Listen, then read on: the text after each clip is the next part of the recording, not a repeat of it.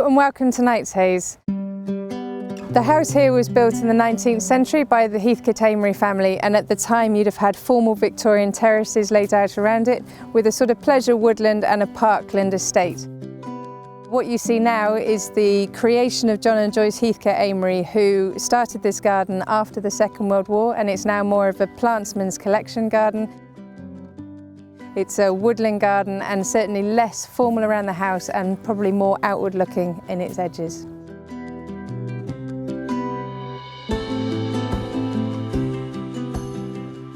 John and Joyce during the Second World War had apparently said to one another that if they survived that, they would build a garden together. They were both keen collectors of things and became keen collectors of plants.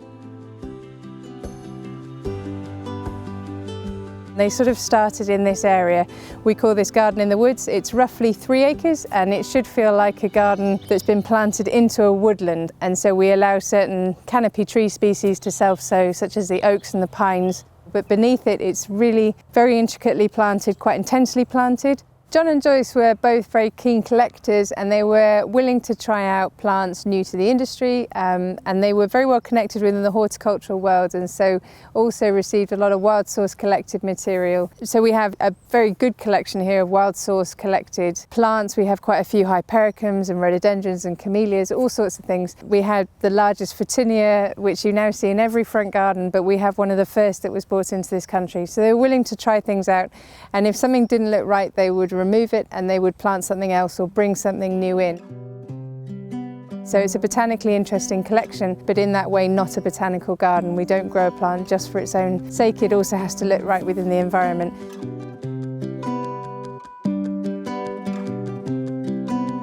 We have plants here from the International Conifer Conservation Project as well.